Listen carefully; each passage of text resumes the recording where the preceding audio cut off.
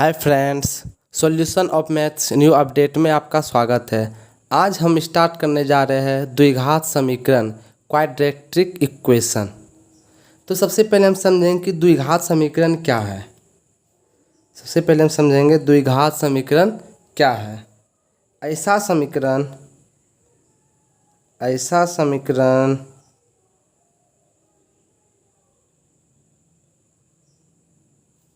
जिसकी उच्चतम घात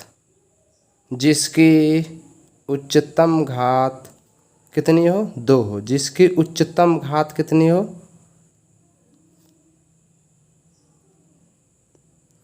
उच्चतम घात 2 होती है। 2 होती है। ऐसे समीकरण को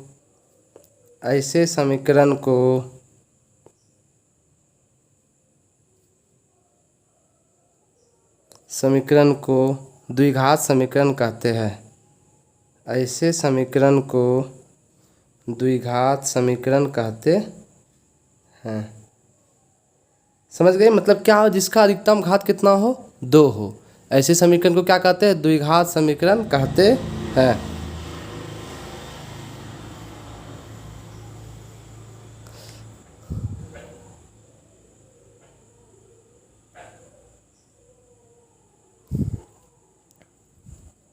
उसके बाद क्या है कि द्विघात समीकरण किस रूप में रहता है? द्विघात समीकरण किस रूप में रहता है? तो ax² + bx + c बराबर 0, जहाँ a क्या होना चाहिए? a ≠ 0। ये हमारा क्या कहलाता है? ये हमारा द्विघात समीकरण का मानक रूप कहलाता है। क्या कहलाता है? द्विघात समीकरण का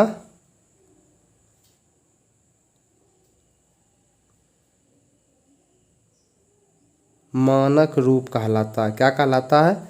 मानक रूप कहलाता है। ठीक है। उसके बाद क्या है कि द्विघात समीकरण का जो है, इसके आगे देखते हैं।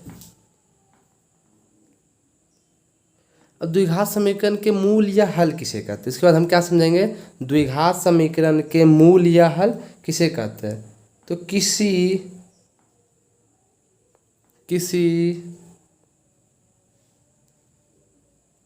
द्विघात समीकरण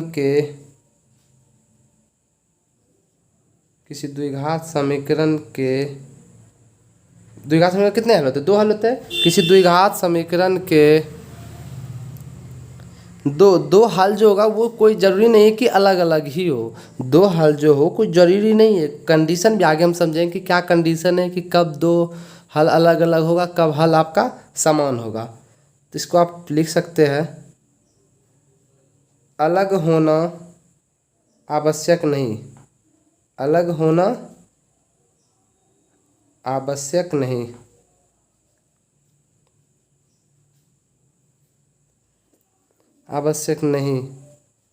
हल होते हैं जिन्हें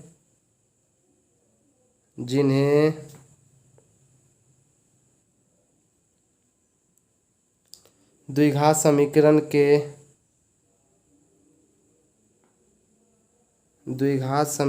के मूल या हल कहते हैं। मूल या हल कहते हैं। ठीक है। मूल या हल कहते हैं। अब इसके बाद हमारे द्विघात समीकरण में जानते हैं विवेचक या विभक्ति कर क्या है।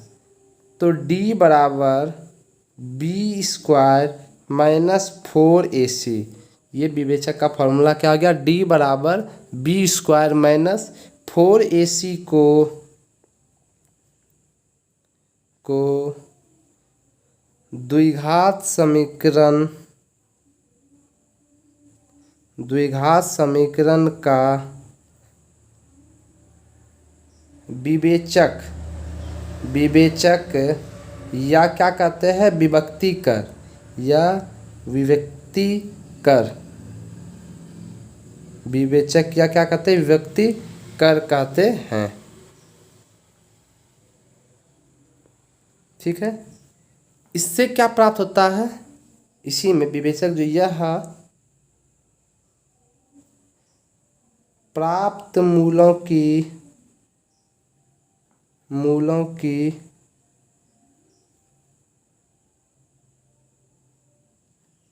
प्रकृति के बारे में जानकारी देता है। प्राप्त मूलों की प्रकृति के बारे में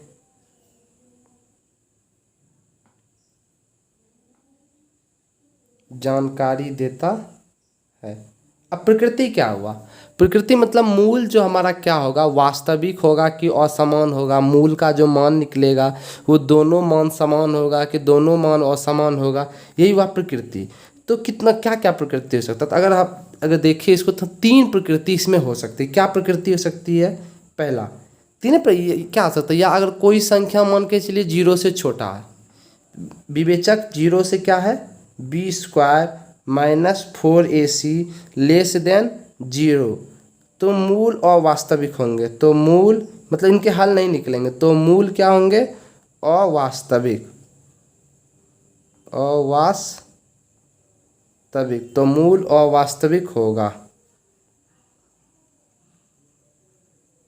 समझ गए, ये पहला था। दूसरा क्या है, अगर b² - 4ac बराबर 0 हो, क्या हो, b² - 4ac बराबर 0 हो, तो इस कंडीशन में क्या होगा, इस कंडीशन में मूल वास्तविक होंगे और समान भी होंगे। समान मतलब दोनों जो x y z जो रहेगा मेरा समीकरण जिस रूप में, उसका जो मान निकलेगा वो दोनों क्या निकलेगा, मेरा समान निकलेगा। तो मूल वास्तविक और क्या होंगे, समान होंगे। ठीक है, क्या होंगे, मूल वास्तविक और समान होंगे। तीसरा कंडीशन क्या है, b² - 4ac ग्रेटर देन, तीसरा क्या है कंडीशन, तीसरा है b² - 4ac ग्रेटर देन 0। तो इसमें क्या होंगे, तो मूल वास्तविक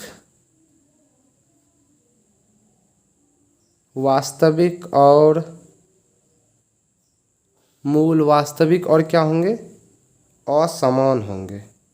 मतलब इसमें मूल निकलेगा लेकिन क्या निकलेगा, अलग अलग मान निकलेगा। तो मूल वास्तविक और असमान होंगे।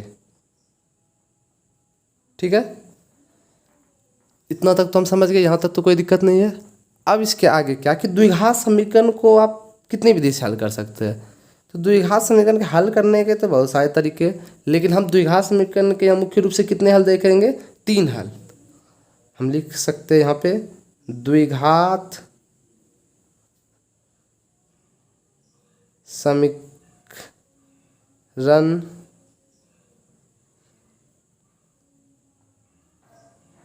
मूल हम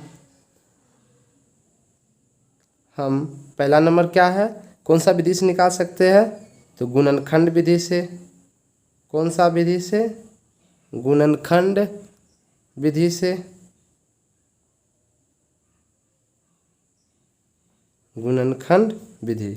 दूसरा हमारा क्या हो जाएगा, पूर्ण वर्ग विधि। दूसरा कौन सा विधि होगा, पूर्ण गुणनखंड विधि तो आप 9th में भी पढ़े होंगे, पूर्ण वर्ग विधि। और तीसरा नंबर क्या है, द्विघाती सूत्र। तो इसमें जब ये जो b² - 4ac जो लिखाए है, विवेचक जो लिखाए है, मतलब ये जो d लिखाए है, तो ये हमेशा जितना भी द्विघात समीकरण दिया रहेगा, जरूरी नहीं है हमेशा निकालना। जब आपको सवाल में दे दिया रहेगा कि जांच करें कि मूल की जो प्रकृति होगी वास्तविक होगी अवास्तविक, उसके बाद अगर आपको हल करने कहे तब निकालेंगे। अगर ऐसे कहे कि मूल ज्ञात करें तो सीधा तो आप सीधा कोई भी विधि जो विधि बोले या नहीं भी विधि बोला तो आप जिस विधि से आप जान रहे हो उस विधि से आप हल कर सकते हैं। ठीक है, उसके बाद अब हम आज एक्सरसाइज चलते हैं 4.1। तो इस वीडियो में बस इतना ही। अगली वीडियो में हम देखेंगे एक्सरसाइज 4.1। धन्यवाद।